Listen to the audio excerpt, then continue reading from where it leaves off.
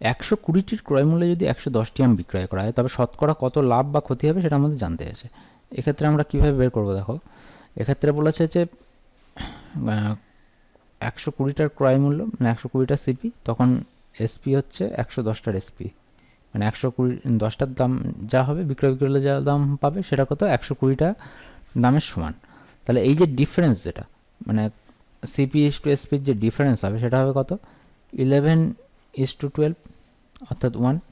তাহলে সবসময় কস্ট প্রাইসের ওপর দাম লাভ ক্ষতি হিসাব হবে। লাভ শতকরা লাভ জানতে হয়েছে 100-এর ওপরে কত ইন্টু 100, তাহলে হচ্ছে 100/11, তাহলে হচ্ছে 9.1-11% হচ্ছে আমাদের লাভ হবে। এটা হচ্ছে শর্ট ট্রিক্স হলো। এবার আমরা যদি এটাকে ডেসক্রিপটিভে করি তখন আমরা ধরে নেবো যে এখানে ডবল ভ্যারিয়েবল দিয়েও করতে পারো, আমরা সিঙ্গেল ভ্যারিয়েবল দিয়েও করতে পারি। তাহলে আমরা এখানে লিখবো যে ধরি একটি আমের ক্রয় মূল্য, আমরা শুধু ক্রয় মূল্য ধরে কাজ করছি, কেউ চাইলে বিক্রয় মূল্য ধরতে পারো, সেক্ষেত্রে ডবল ভ্যারিয়েবল নিতে হবে এক্স আর ওয়াই, বা শুধু বিক্রয় মূল্য ধরে কাজ করলে হবে, যে যেমনভাবে করলে সুবিধা হবে করবে। একটি আমের ক্রয় মূল্য সমান সমান এক্স টাকা। তাহলে এখানে বলেছে 120টি আমের ক্রয় মূল্য, 120টি আমের ক্রয় মূল্য সমান সমান 120 এক্স টাকা। তাহলে দেখো 110টা আমের 120টা আমের আমাদের এখানে বলেই দিয়েছে যে 120টি আমের ক্রয় মূল্যে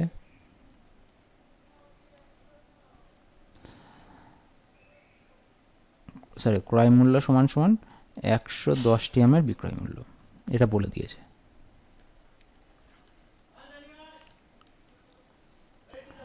একটা জিনিস মাথায় রাখতে হবে, 120টা আমের ক্রয় মূল্য যদি 110টা আমের বিক্রয় মূল্যের সমান হয়, তাহলে এই যে 110টা আম কেনা হয়েছিল তখন তার দাম কত পড়েছিল, 120টা আমের ক্রয় মূল্য তো 120 টাকা, এটা তো আমরা জানি 120 এক্স টাকা, তাই না?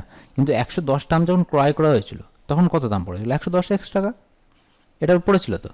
তাহলে আমরা এখান থেকে কি লিখতে পারি দেখা যাক। এখান থেকে আমরা যেটা লিখতে পারি সেটা হচ্ছে 110টা আমের ক্রয় মূল্য, কারণ লাভ কত ক্রয় মূল্যের উপর হিসাব হবে, তাহলে ক্রয় মূল্যটাই আমরা আগে বের করে নেব। তাহলে 110টি আমের ক্রয় মূল্য হবে একটা এক্স টাকা করে হলে 110 এক্স টাকা।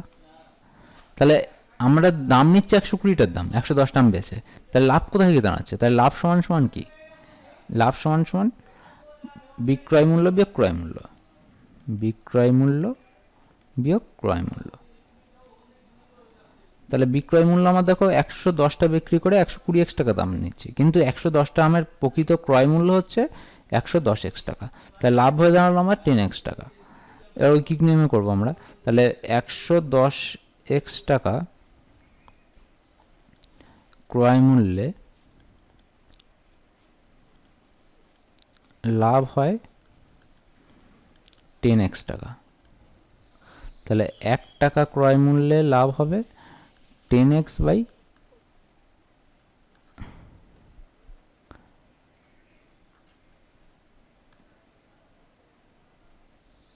110 টাকা।